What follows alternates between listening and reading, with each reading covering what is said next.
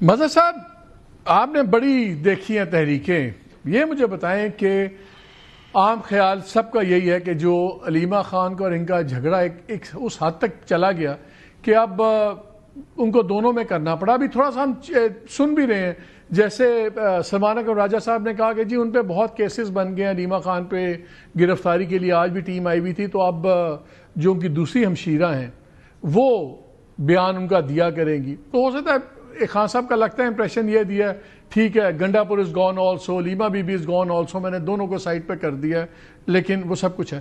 کیا اس وقت voice political move تھی گنڈا پور کو ہٹانا؟ کہ کچھ گنڈا پور صاحب نے جو ان کو کہا کہ ابھی سین نہیں ہے باہر آنے کا کچھ بھی، واز دیٹ دا ٹریگر آپ کے خیال میں؟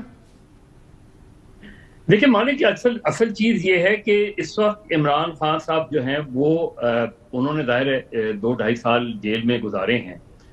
ان کو یہ اندازہ ہو رہا ہے وہ ساری ان کی پولیٹیکل ٹیکٹس کیا ہیں. ان کی پولیٹیکل ٹیکٹس یہ ہیں کہ کسی طریقے سے ان سے بات چیت کا آغاز کیا جائے اور ان سے بات کی جائے. اب اس کے لیے ظاہر 2 ہی طریقے ہوتے ہیں کہ یا تو کوئی کنٹری وائڈ ایسی موومنٹ لانچ ہو کہ پوری کنٹری پیرالائزڈ ہو جائے، ایسا شو آف اسٹرینتھ ہو کہ اس کے بعد گورنمنٹ کے پاس کوئی چوائس ہی نہیں ہو ماں سوائے اس کے کہ بات کرنے کے. اس میں یہ 2 چیزیں بظاہر ہوتی نظر نہیں آئیں اب تک اس میں. اب یہ جو تیسری چیز ہے یہ ہے ڈائریکٹ کنفرنٹریشن. اس ڈائریکٹ کنفرنٹریشن میں پہلی چیز تو یہ میں شاہجی سے بالکل ایگری کرتا ہوں کہ گورنمنٹ کو تو اس میں کچھ دیکھیں، جو اس وقت اکثریت ادھر ہے ان کی، اس میں اگر فرض کریں وہ آفریدی صاحب کو لے بھی آتے ہیں چیف منسٹر، تو اصل چیز تو یہ ہے کہ پوسٹ آفریدی تحریک انصاف کی تحریک کا کیا رخ ہوگا اور کس طرح کا رخ ہوگا. کیا وہ پھر وہی کوئی 24 نومبر 26 نومبر کے بعد کیا ہوا؟ 24 نومبر اور 26 نومبر کے بعد ایک 6 مہینے کا 7 مہینے کا گیپ نظر آیا جس میں کچھ نہیں ہوا.